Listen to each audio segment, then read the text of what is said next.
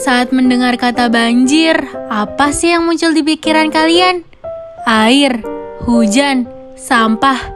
Tapi, apa sih banjir itu? Banjir adalah bencana alam di mana tanah tergenang disebabkan oleh hujan deras, sungai yang meluap, atau banjir kiriman dari daerah lain.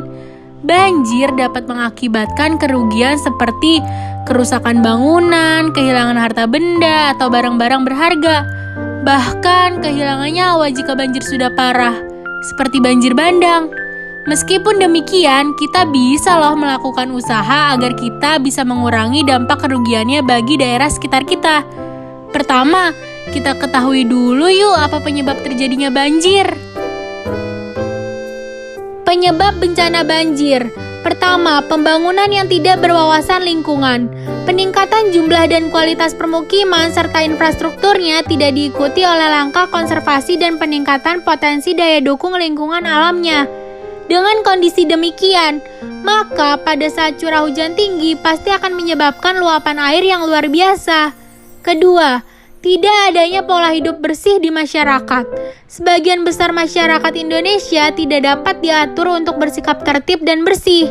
Akibatnya, limbah padat, cair, dan gas yang diproduksi oleh masyarakat banyak tidak dapat terkelola dengan baik, sehingga sampah-sampah yang menumpuk menghambat saluran air dan terjadilah banjir.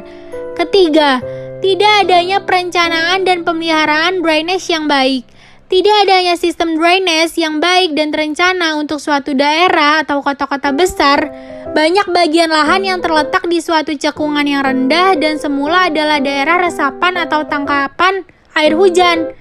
Sekarang ini telah berkembang menjadi daerah permukiman yang padat, sehingga setiap kali turun hujan, air akan menggenang dan tidak dapat keluar dari cekungan tersebut. Tips menghindari banjir. Tips pertama, membuat saluran air dengan baik.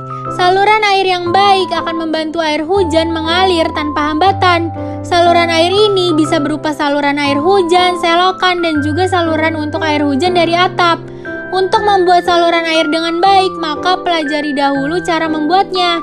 Tips kedua, melakukan reboisasi. Reboisasi adalah penanaman kembali. Jika Anda memiliki sebuah lahan, maka jangan biarkan lahan tersebut kosong dan coba buat taman dengan menggunakan lahan tersebut. Taman bisa ditanami dengan tanaman terutama yang memiliki penyerapan yang baik. Selain itu, hindari menebang pohon di hutan secara sembarangan. Tips ketiga, meningkatkan lahan dengan penyerapan air. Jika Anda punya halaman, jangan menutupi dengan beton, melainkan gunakan paving sehingga masih ada lahan untuk penyerapan air. Tips keempat, pastikan selokan berfungsi dengan baik. Selokan adalah salah satu hal terbaik untuk membantu Anda menyalurkan air.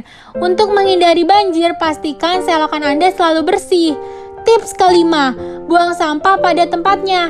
Sampah yang dibuang sembarangan akan berakhir mengalir ke saluran air dan menyumbatnya. Oleh karena itu, pastikan untuk menghindari buang sampah sembarangan. Yang harus dilakukan setelah banjir.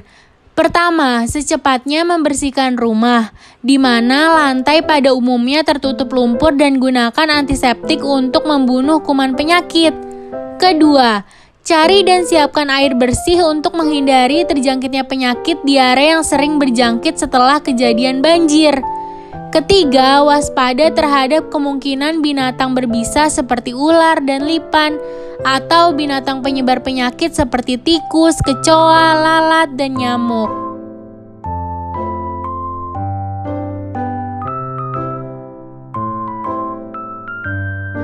Keempat, usahakan selalu waspada apabila kemungkinan terjadi banjir susulan.